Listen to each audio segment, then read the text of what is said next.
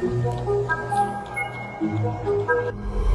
am back here on Adapting with Alex Garrett, a sub-feature of the Alex Garrett Podcast Network. And someone who's expanding my network right now by being on is Tyler Foley, another Pod Match Pod Pros Connect. First of all, Tyler Foley, thanks for joining me.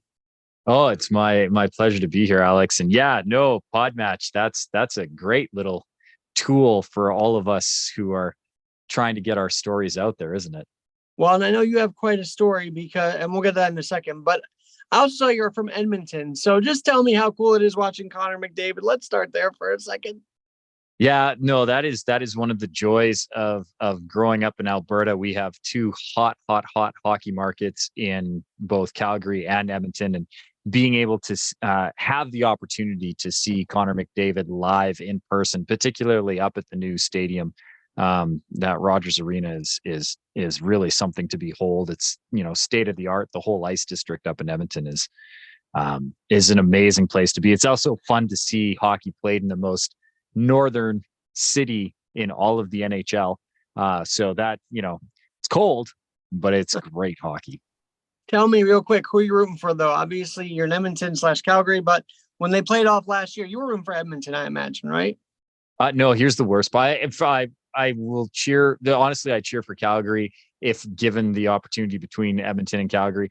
But I actually cheer for the Vancouver Canucks. So I'm in a sad state of affairs this year. Well, you guys just brought up your big captain down here in Long Island, so that's a big deal. We just traded, and yeah, Bo Horvat's on his way now to the island, and I wish him all the success, especially with the Islanders being on the bubble this year. Right now, they're just outside of a playoff spot, and I'm hoping he's enough to push them around. I'm a big fan of Lou Lamoriello too. Like, what he did in Jersey was incredible, and I'm hoping he does the same thing on the island. I think he's, obviously, I mean, the stats speak for itself. I'm not saying anything new, but I really do think he is probably the greatest GM in NHL history. So, well, and I know that you probably didn't think the interview would start out like this, but this is why I love having people on. We can go different directions, right? So let's get into your story a little bit, though, Tyler, because I read your bio and it said that you lost your dad at the age of 6 due to a motorcycle accident that killed him. And then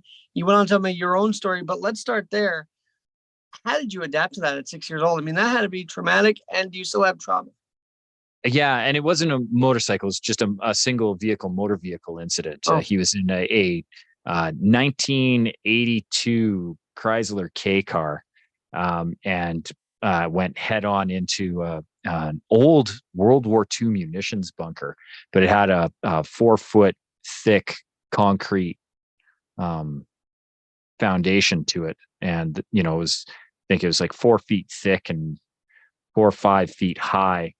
And the K car did not survive that impact, nor did my father. And yeah, it was definitely a pivotal point in my life, especially being that young.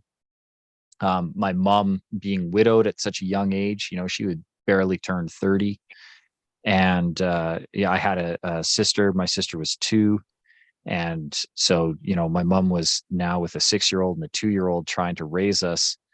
And, luckily for me, I didn't want for anything in my youth. My mom did a really good job of providing for us. And we had a great support group. A lot of people in the community stepped up. So the loss of my father, as tragic as it was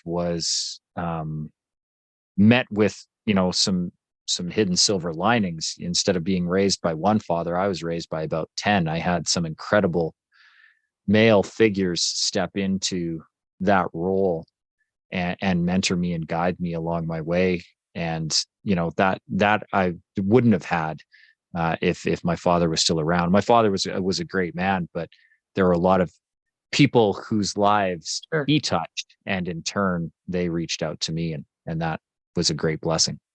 Can we smile at the fact that all these other male figures stepped up? I mean, I think that's a very that is a silver lining and a sort of positive to the story, if you will. Well, and I think one of the things that was most interesting about it is the number of them that had doctor in front of their name. So Okay. I had some very, very educated and literate and caring and social conscious men really step up. And it was, little things too. Like I got to go to hockey games, and so I got to see the Battle of Alberta live, You and saw this was at Gretzky an then, I era. imagine, right? I Yeah, mean, so exactly. The first hockey game that I ever went to was in 1987, and the Oilers and the Flames were in a heated battle.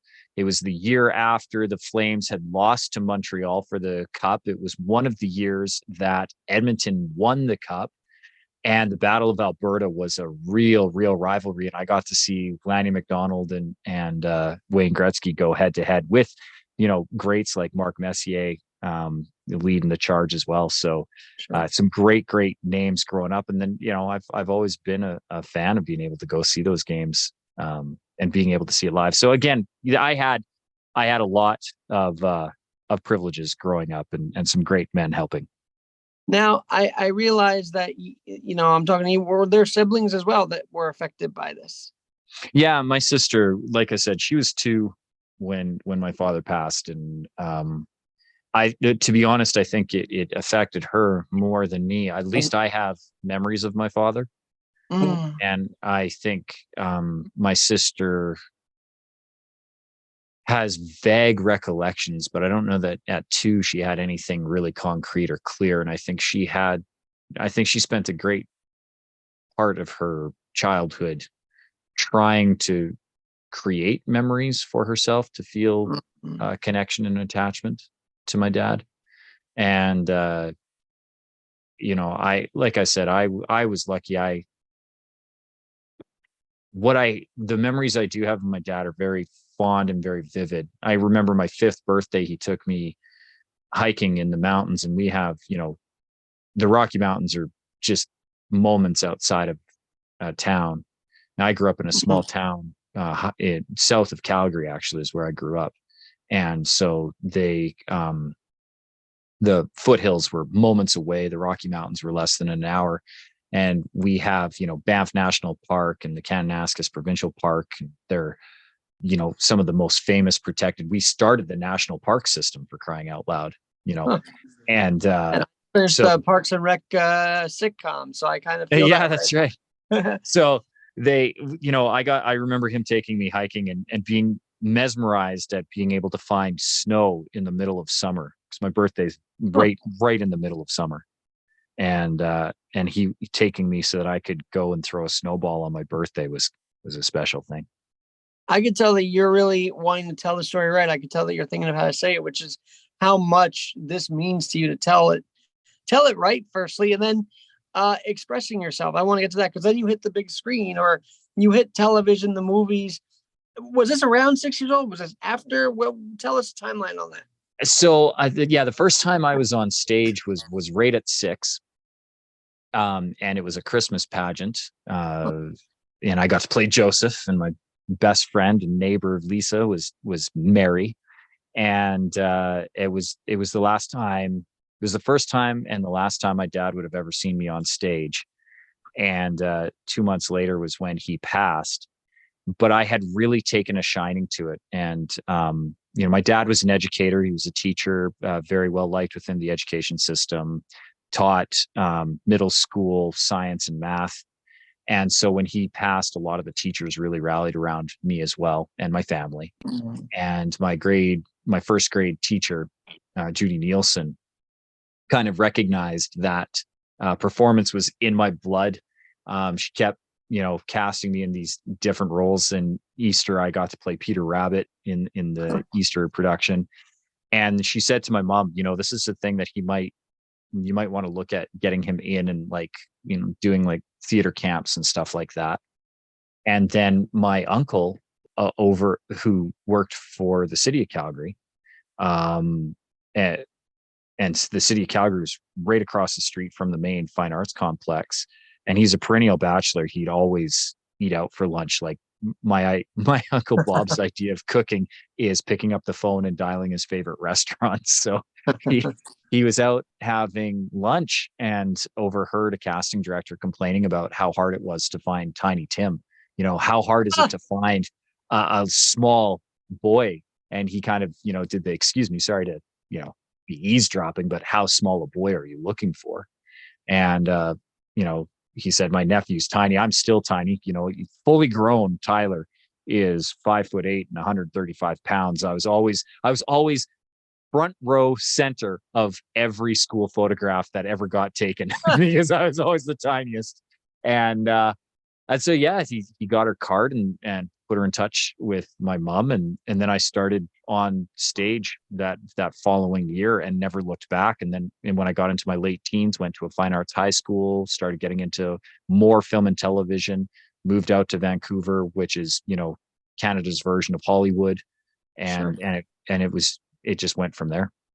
All right. One thing, if you ever need to play Tiny Tim again, I got crutches for you. Okay. So, Yeah.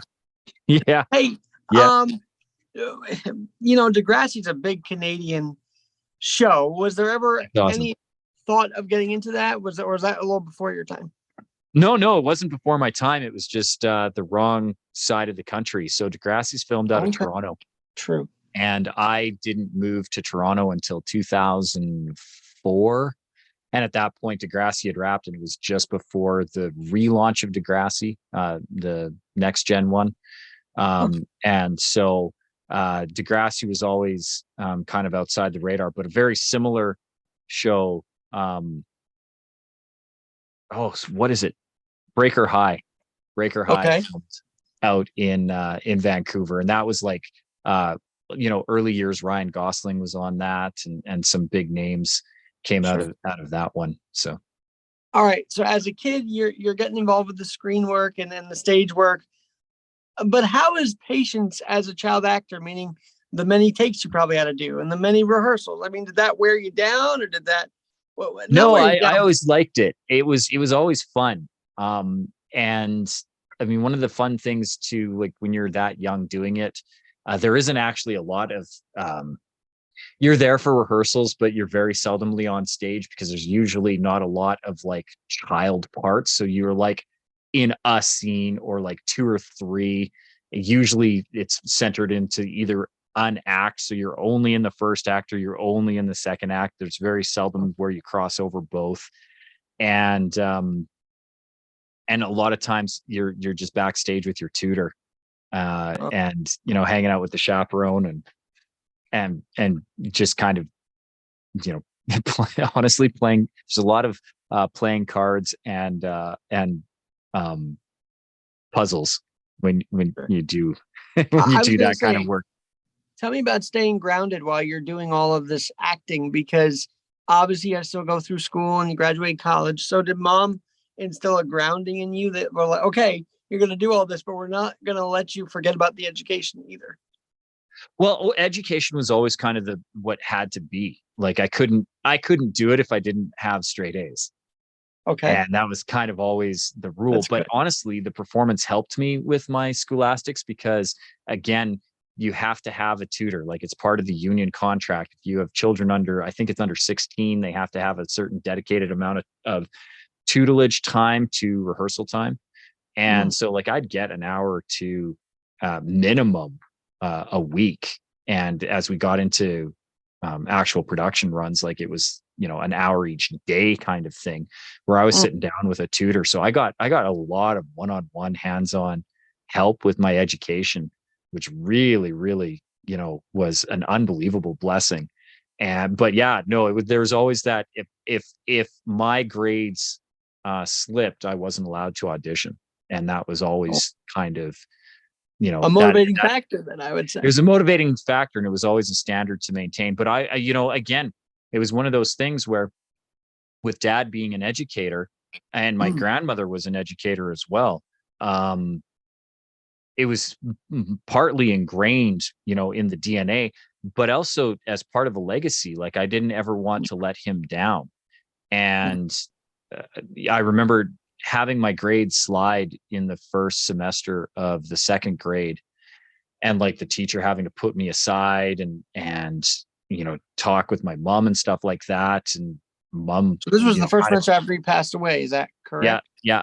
Well, it would have been technically the second semester after he passed away, because he passed away in the second semester of my grade 1 year, my first grade year. So it was going into that second grade. Nobody really tried to like it. School wasn't pushed on me that last part of the first grade. I think a lot of people kind of like gave me a bye. And then my second grade teacher, Miss McGuigan, she wasn't letting that slide. This is the work that you're supposed to do. And I am so thankful for her for actually saying, I remember crying because she had to put down what everybody called the stupid sticker. So I wasn't dyslexic, but I had a hard time with my B's and B's and 6s and 9s and reversing stuff like that. It's very common at that age, but I was one of 2 people who had to have the sticker on my desk and just hating it. I absolutely hated that sticker. Well, while you're on that vein, how about the socialization with the kids? I mean, obviously, I think anybody that loses a parent at a very young age, even the kids start to treat you a little different and more like they're including you in more because they feel bad. But how was your socialization with the kids? I actually found it the opposite. I found a lot of my friends stepped back. They didn't know what to say. And I found that first year and a half really weird because, outside of a very close-knit group of friends, a lot of people, like, I remember getting into a fight with a kid on the playground in like the 3rd grade. And I remember him like point blank being like, yeah, well, your dad's dead. And I remember being like so stunned by somebody bringing that out as like a negative. And again, I've always been a very quick-witted individual, and I was able to think on my feet fast. And I, having grown up in the arts and having a little bit more of a world exposure, understood how to sum up people as a characterization very quickly. And I also knew how to cut people down really quick. And in my younger age, I didn't control that very well. And I remember when this kid said that to me, I happened to know that his mom and dad were divorced. And I'm like, yeah, but your parents are divorced. That means your dad left you. Mine didn't. Oof. And I remember him just I might as well, it would have been better if I'd actually hit him because I emotionally scarred that dude. And like, we ended up being friends later on in life. But he's brought it up. He's like, when you said that like, it really hurt. And like, he remembers that. Oh, you're friends with him today or? Yeah. Huh. And, he brought it up. I think we were at a high school reunion, my 25th year high school reunion last year. And he brought it up then too. He's like, I'm really sorry that I said that, but you were mean. I was like, I can't believe you remember that, but I remember it too. It was very well. I think if you're in acting, you have a bit of a snark side. So do you feel like that's helped you in this whole career of yours, that you're quick-witted, you can have a bit of a sharpness to you? Does that sort of work to an advantage, would you say? Or yeah, and having a thick skin. Like, I've never it takes a lot to get under my skin. It takes a lot to get me off my game, mostly because I know that there's so much that's outside of my control that I don't tend to focus on those things. I don't tend to let them affect me. There's what I can control, and then there's what I can't control. And you can't let the things that you can't control bother you. I can't do anything about my father passing. Like, that is how it was.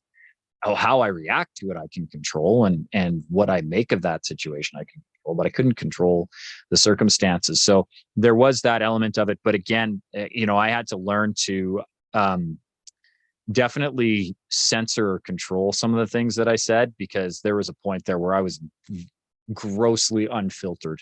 And even into my 20s, I was grossly unfiltered. I would just say things sometimes just for the pure shock value of knowing that I had the power to cut somebody down or bring them up with just words. And it took a lot to realize that words do have an impact. I mean, like I said, my buddy remembers things that I said to him at 9 years old, 8 years old, and we're into our mid 40s now. So words have impact, and it's taken me a bit to understand that and realize that there's, with great power comes great responsibility. I would say fatherhood probably changed you as well, right? Would you say that? Oh yeah, yeah. No, the birth of my daughter gave me new perspective and, frankly, a new lease on life. Like being able to re-experience, especially having children later in life. Most of my friends had their kids in their early 20s, and here I am, late 30s, before I had my daughter. And to be able to re-experience the world Mm. through a child's eyes, especially when she was like 2, 3, 4 years old, and just discovering her world around her. And one of the things too, like my mother never talked down to me. My mom talked to me like I was an adult from basically, you know, 5, 6 years old. And then I was definitely talked to by adults like an adult, as a professional and a peer, from 7 on. So that, had an impact on how I just talk and just generally perceive the world. So like my wife and I have never talked down to my daughter. I've always talked to her like a human being. She's just a tiny human, but I still talk to her like she understands. She has a very large vocabulary. I was like, is And there cursing involved now, or? oh, there was always cursing. Oh my goodness. When she was, I still remember taking her to her grandmother's. Her nana used to watch her when, because my wife is a very, very dedicated working professional, and I'm often, having to travel for work. And so Nana was the default babysitter very early Okay. on. And when my daughter was 2, I was late for my appointment, and trying to get my daughter to my nana or her nanas to watch her. And there was this person who refused to make a left-hand turn at a light at an intersection when it was perfectly clear. And I was frustrated. And I remember yelling, "Effing go!" Only it wasn't edited for radio. And from behind me, I hear this 2-year-old voice who can barely speak English at this point go, "Effing go." And she repeated it the whole way, 5 blocks, to my mother-in-law's. And all I could think of was, please, please, please don't let this be the thing that she says when we go into the door. And luckily, Nana distracted her and she completely forgot about it. But there was a time where "effing go" was pretty much her first couple of words that she said. And I was mortified. But I can't edit my speech. I swear, and that's just how it is. Well, I was gonna say, because when you said words are, the power of your words is responsibility. I'm like, all right, you learned that in fatherhood also, I'm sure. So Yes. Well, but that's the thing too. Like, even when I wrote my book, I dedicated it to my daughter and said that specifically that I hope that she, the exact quote is, "May you always have the courage to speak up for what you believe in and the confidence that your voice will be heard." And that was important to me, that she know that she does have a voice in the world. I don't have to agree with her opinion always, and I don't mostly. But she still has the right to be heard and to express herself. And I need to be careful with my language around her. So, like, I never tell her that she can't talk or that she needs to be quiet. But I will let her know that sometimes it's not an appropriate time for her to be expressing herself. bingo. All right. Well, you've also passed this power to speak to others through endless stages. So I want to get to that. But first, I want to ask you this: your acting dynamic goes from Jason versus Freddy versus Jason to ragtime. Tell me about that dynamic of one to the other. Well, the nice thing about being an actor is you get to play many characters. And as I've been pretty typecast, I tend to play mean guys, gay guys, or mean gay guys. But every once in a while, I get to play a really fun role. More recently, I've gotten to step outside of kind of that typecasting that I had for almost 30 years. And now I get to play some dad roles. I just recently picked up uh, a role on a very well-known TV series that I can't say the name of because of my NDA. But once it's released, you'll know, and you'll be able to check my IMDb page and do a little bit of research and go, "Oh, that's what he was talking about." And I get to play a car dealership character by the name of Daryl, and um, and it's kind of a fun role because he's just a goofy character. He's like, it's just like an everyday kind of guy. There's no, um, there's no bias to the character traits of him. He's just a car salesman trying to sell a family a Kia. Well, And when this thing gets released, I'd love to have you back on and we can release it to our audience. How about that? well, and I will update it in the show notes as soon as I'm allowed to say, and as soon as it's up on the IMDb page, I'll link it for everybody so they can see. I'll be like, see, I'll leave the comments on the show notes and be like, this is what I was referring to. But it's exciting because it's a TV series that's filmed up here for the last 5 years, and I've always wanted to be on it, never really had the opportunity. So to have gotten this role, and the real fun of it was, I got the audition the day after. I'm a Canadian, so I play hockey naturally, and I'm a little bit of a weird Canadian, so I am a goaltender. And I had taken a puck to the throat, and it completely and totally it bruised my vocal cords, bruised my trachea and my larynx. Like it did some real damage. And so I could barely talk, and literally the day later, my agent sends me this audition. She's like, yeah, they need you to tape, and it's due in 2 days. And I was like, I can't even talk. So and then the role required me to have a very heavy Minnesota accent. Ah, And so not only do I have to put on an accent, but I have to try and talk and do all the rest of it. And so my wife ended up coming down and helping me do the read. And I remember thinking, there is no way I'm gonna get this. They're just you gonna. weren't hospitalized for that, were you? I was actually for half of the day. They had me on oxygen and observation just to make sure that I didn't do anything that was going to seize up and stop me from breathing. It was the worst part of it. I didn't mind having to go to the hospital. The worst part was it was over my daughter's Christmas break, so she was actually sitting on the bench when it happened, and I was out on the ice for about 10 minutes while they got the medics out on the ice to get me off. There's only 2 minutes left in the game too, so the rest of the game they kind of just waved it off. But I made the save. That's the important part, Alex. That was the question you didn't ask. Did I make the save? Yes, I did. I kept that puck from going in the net, and that's all that matters. Well, I mean, we can get into Damar Hamlin because I feel like that is a scary experience of itself. I mean, both of them sound very scary, but I want to stick to the acting because you have a very interesting thing called Endless Stages, which I know is one of the big features of the Sean Tyler Foley experience. So tell us about that. Well, Endless Stages is kind of a free platform for anybody who wants to work with me and maybe can't afford, the one-on-one coaching or even coming to some of the live seminars, or, it's, geographically hard sometimes because we only put on the seminar once or twice a year. It's usually in some kind of destination like Vegas or Mexico. And so it can't, it's not always easy for people to travel. So Endless Stages was kind of a brainchild of my business partner. And Michael had said, well, let's put together a way for people to access us.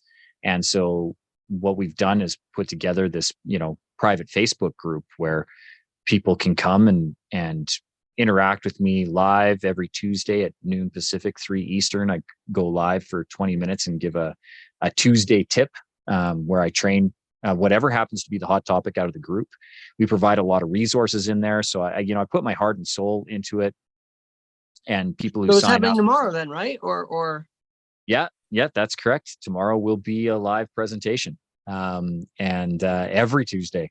And and honestly, it's kind of the highlight of my week too, because I get to interact and speak with people who I wouldn't normally get to see, and really give back to the community, mostly because so many people have a hard time telling their story or feeling comfortable or confident on stage. And it's a very easy skill to learn. Like it sounds daunting to most people until they actually just get up and do it, because they've built it up in their head. And it's erasing one story and replacing it with another that becomes that step onto a beautiful platform that people can take advantage of. I guess that's my next question then. So when were you comfortable telling this story of your life, basically from 6 onward? I've always been comfortable telling my story. But I haven't really found the power of my story or the right ways to tell it until probably about 5 years ago. I remember working with Les Brown and him really helping me see, how storytelling can be effective.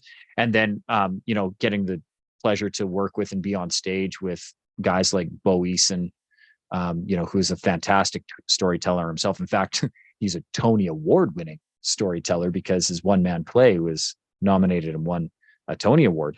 And so to get to work with some industry giants like that in the work that I do and really learn from them and getting to craft my story and seeing the power behind it, it was probably about 5 years ago that I really started to use it to my advantage. All right. Well, I love that also you can, because you're bringing me into the entertainment world, and I'm like, who's Les Brown? Who's this? Because I'm the sports guy, right? So you're bringing me Yeah. that mix of sports and entertainment. So does that mix help you get through, or does that excite you that you have this sports background, this entertainment background? Like, I feel like you mix both of them, don't you? A little bit. Oh yeah. And I mean, if you read my bio, it's one of the things that I say, right? Is I've had my finger in many, many industries and Yes. I've experienced a very broad set of vocations but they all come back to this, um, communication is really that key, whether I went from my time in amateur sports to my time and all of my time in, professional entertainment, now to being a keynote speaker and presenter and, published author.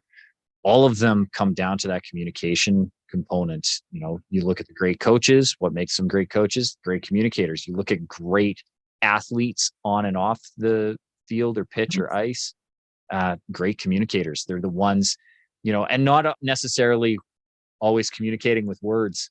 Some of those great communicators are say little and do lots. Well, I've loved this time, man, and I'd love to have you back on as things go. But tell me about your book, because you mentioned a little while ago. Tell us about the book a little bit. Well, The Power to Speak Naked is kind of that 30-year summary of everything that I've learned and reverse engineered when it came to public speaking. And I was lucky because, growing up on stage, I didn't know stage fright for a very long while. I grew up and stage was a fun thing to do and a great place to be and rewarding. First time I experienced stage fright, I was 14 years old. So I'd been on stage at that point for almost 8 years before I ever really understood what people were talking about when they talked about stage fright. And it gave me an interesting viewpoint in that most people actually aren't afraid of public speaking. That's what they'll say, but it's not the reality. What they're actually afraid of is public judgment. We can all speak in public. We do it every day. But a lot of times the eyes of the public are not on us when we do it. And it's that distinction of the fact that it's people looking at us that makes you tend to go, ooh, well, now I don't want to say anything. And so The Power to Speak Naked was really a culmination of all the advice that I was giving to my private coaching clients and trying to make that a little bit more accessible to the general public. And so it's 30 years of my industry knowledge distilled down into 10 chapters. And frankly, it was just a real fun thing to put together. And I'm beyond humbled that it's, published at all, let alone published by a traditional publisher. I got picked up by Morgan James and they did a really good job of getting it into bookstores everywhere. And, it's international. Like I can pick up my book and I think it's like 50 some odd countries. I've actually seen my book in an airport duty free once. That was an absolute trip. And like we were shopping for Christmas presents and big box bookstore up here in Canada at Indigo. And it was up on one of the recommendations as recommended read for business. I think it was under business essentials. I'm like, my book's a business essential. So like when I published it, it was originally just to be able to give to people as kind of an introductory to me and to see if they wanted to work with me one-on-one. I had no intention of it, doing what it's done. Like I get to be able to say I'm a #1 best-selling author. Like that is so cool and never wasn't expected. Are you stopped on the street sometimes? Because obviously they see the cover, it's a very recognizable face. So tell me the argument. Great. No, no. I'm lucky that I still have anonymity, and I'm hoping that never changes. It'd be cool to be famous enough to be stopped on streets, but no, I have a very small, dedicated fan base. Very few people will ever stop and ask me. Although every once in a while, I do get a request to sign a book. Usually more at the large speaking engagements where somebody will bring a book up to me, but at the meet and greets and stuff like that, and that always makes my day. All right. As a podcaster, I got to ask you this: do you work with podcasters also? Like, Oh are there yeah. tell me about the techniques that we could do differently as podcasters, interviews, et cetera, et cetera. Well, so it's funny. I work very closely with Alex Sanfilippo, who Sure. is the co-founder of Podmatch. I was at his Pod Pros event. I was one of the first speakers ever at his Pod Pro event. I think I actually kicked off the Q1 Pod Pros event last year. I was the first speaker up on the podcast guest side. But I will be coming up in the Q2 one. I'll be presenting about how to put together a better bio that isn't cringeworthy, and we might actually put that on both sides, the guest and the host side, so that hosts know how to better edit bios to present, so that they sound better.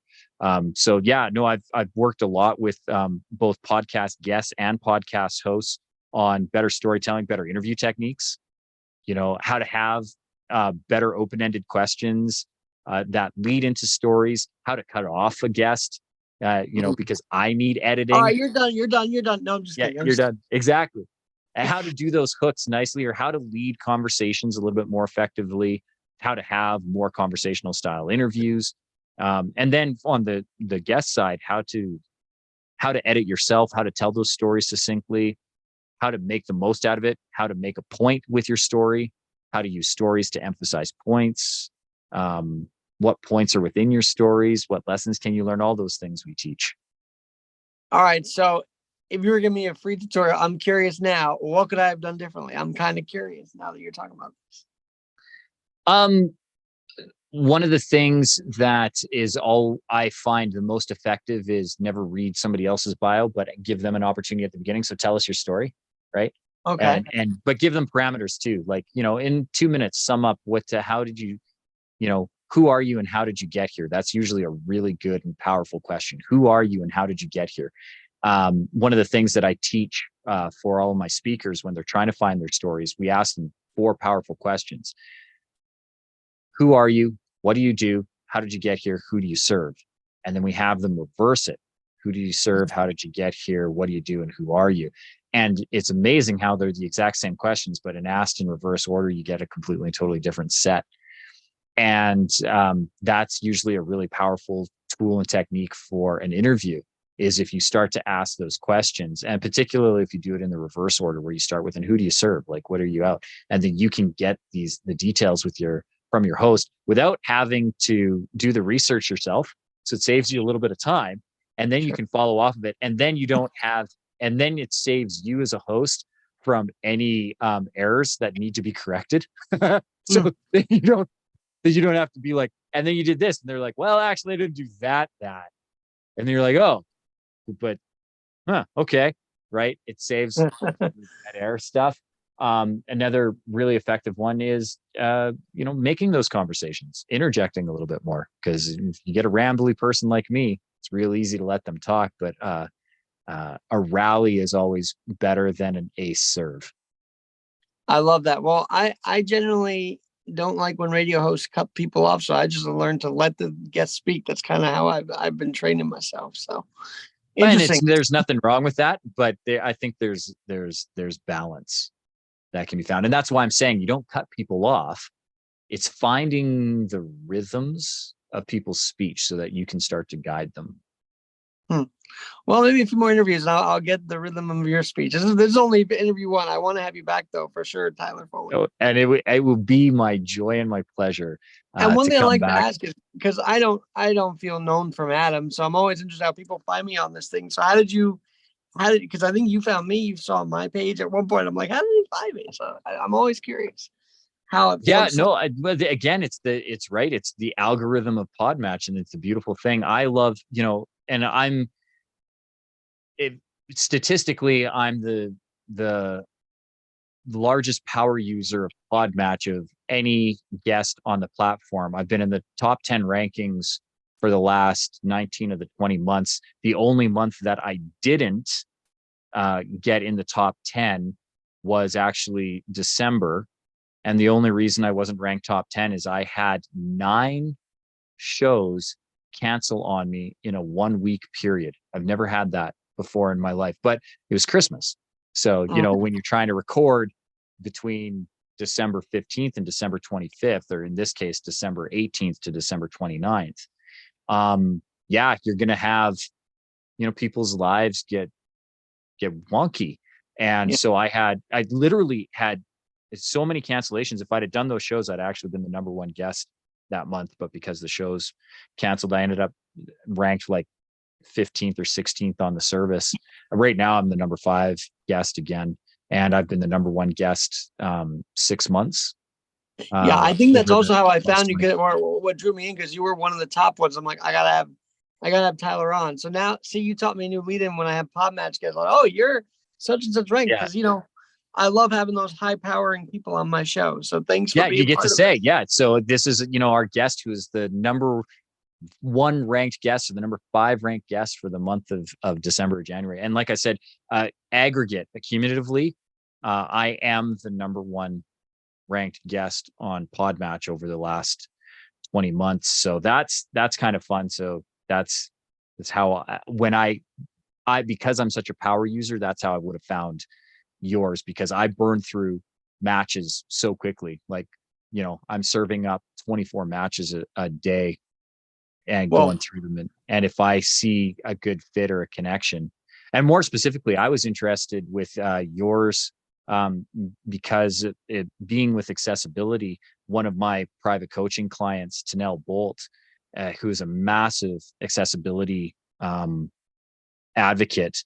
She was a former swimsuit model, and she actually is a paraplegic now because she had finished a photo shoot and was doing some diving off of a bridge, and went feet first into the water, but went at an angle that snapped her spinal cord, and she knew instantly that she'd paralyzed herself, and has spent the last, I think, 5 or 6 years advocating for accessibility, because she was somebody who was very, very athletic, very adventurous, and did a lot of things, and didn't want that to stop just sure. because her legs did not want to cooperate with what she wanted to do.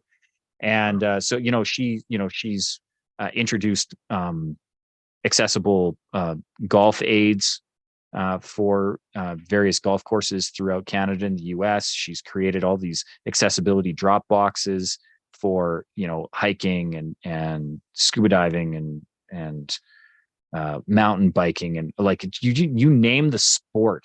She's like, no, I used to do that when I was able to. Damn it, I'm going to keep doing it now, and I'm really, really proud of her. So when I saw your show, I was like, no, I like a guy who, there's a reason it was one leg up, and I was like, oh, that's clever. I got to get Alex in touch with Tanel, and I think that was kind of Well, what started. let's You were like, make that connection too. I'd love that. But full well, I did. I disclosure, passed Tyler. it on, and you were like, but I like your story too, Tyler. I was like, oh, well, then I'll hop on too.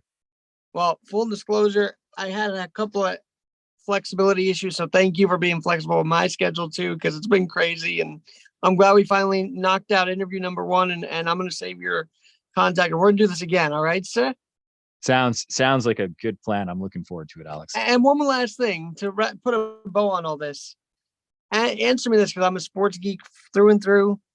Why are the Oilers only 7th place in the conference when they have McDavid? It doesn't make sense to me one bit. All the offense in the world doesn't make up for bad defense. And the funny thing is it's not that they have bad defense. It's not that they have bad goaltending. They don't have great defense and great goaltending. Riddle me this. What is Boston doing this year? Like, who told them that they weren't allowed to lose? Right. They look meddling right now because they've had 2 losses in 4 games. I And know, but you know, they've had a people are hot. like, "Oh, chinks in the armor, chinks in the armor," and I'm like, "Are you kidding?" They're the first team to 80 points and the fastest to 42 or 40 I'm wins. And if I'm the Rangers, I'm worried about that because you're gonna have to face Krejci and Pasternak. It's gonna be a mess. But it's and how just, about the Devils? That team? I don't know where they came from this year, but I they.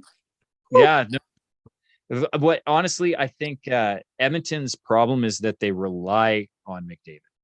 And the Mm, nice thing is they're starting to turn that around, right? So you've got Draisaitl is chipping in, and you've got um, some of the more supportive players. And it's not. I mean, I think they're the first team to have 4 players with 60 points. mm. So they're starting to spread it out, and so they're starting to make up for that. But we're also in super weird conference Oh yes, and yeah. division. Like the Pacific Division looks weak until you look at the people that we have to keep playing against. Mm-hmm. And it always looks weak because the teams are actually really, really, really good. Mm, And I think ours is the division that has the most come from behind wins. And again, it's not because the teams are weak, it's because you have so much talent that is within this division that I think just because you have the greatest current generational player uh, in McDavid, that's not enough to win every day and every Ty- game. Tyler, I want to get one last thing on the books. Say it again. When they can see you tomorrow at the Endless Stages. Tell us that timing again. So Endless Stages, we go live at noon Pacific, 3 Eastern, but the only way to get there is to get the invite to the Facebook group. So if they want to get there, they're going to have to go to SeanTylerFoley.com.